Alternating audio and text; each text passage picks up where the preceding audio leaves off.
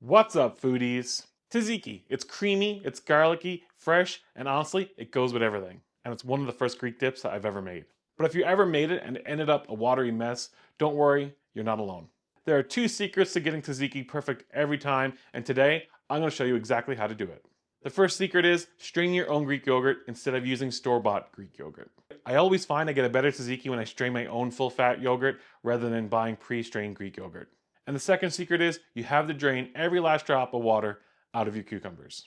These two things make all the difference, and if you skip them, well, let's just say you'll regret it. So with that said, let's get into it. First up, the yogurt. You need 500 grams or 2 cups of strained Greek yogurt. And when I say strained, I mean it. If you use regular yogurt, your tzatziki is going to end up thin and runny, and it's not going to be what you want. Now, if you can't find strained yogurt, you can make it yourself. It's super easy. I personally grab a full-fat Balkan style yogurt, at least 6% fat. You can grab any yogurt long as it's 6% fat, and set a strainer over a bowl, line it with cheesecloth, and pour in your yogurt. Cover it up and let it sit in the fridge overnight. I usually leave mine for 24 hours, but if you're short on time, 8 to 10 hours will do the job. The longer it strains, the thicker it gets. And if you leave this for days, it will get really thick as cream cheese, so if it does get that thick, all you gotta do is add a bit of the strained water back to it to get it to the right consistency. This is exactly what we want. Thick, creamy, and perfect for tzatziki. Now for the second secret, this guy.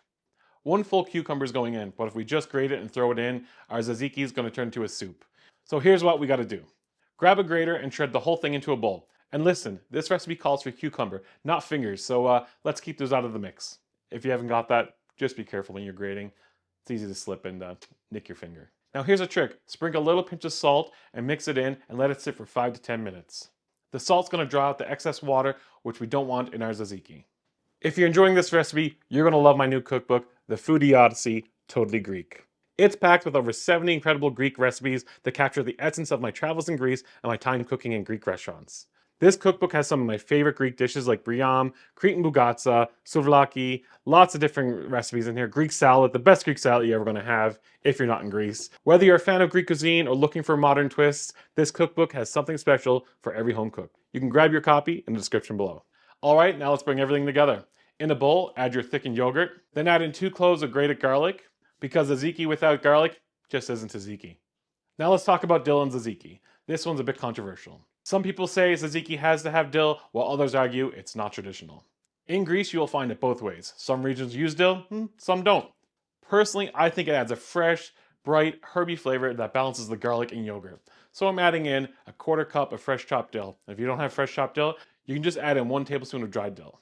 But if you're a tzatziki purist and want to leave it out, go for it. It'll still be amazing. Then we're going to add in 2 tablespoons of olive oil and 1 tablespoon of white wine vinegar. Now take that cucumber and squeeze out as much liquid as possible. You can use a clean towel or just squeeze it with your hands, whatever gets the job done.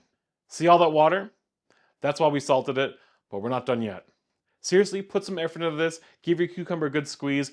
If you don't get enough of the water out, your tzatziki is going to be way too thin. Once you get all that water out of the cucumber, it's ready to mix in.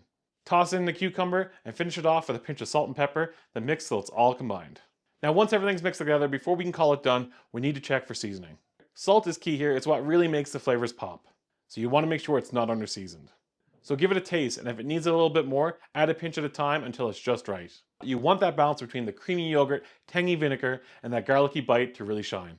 Now you can eat this right away, but if you want the best flavor, let it rest in the fridge for at least a few hours, or even better, overnight. That's when all the flavors really come together. And that's it. Thick, creamy, packed with flavor. Put it on souvlaki, gyros, grilled vegetables, or eat it straight off the spoon. Hey, no judgment here. If you give this recipe a shot, let me know how it turns out in the comments below. And if you've got your own twist on tzatziki, I want to hear about it. I know I've changed it up a few times by adding a bit of roasted garlic to the tzatziki. You can get that recipe in the description below. And that's it for today. If you enjoyed this video, give a thumbs up, a subscribe down below, and until next time, FOOD-DEE out.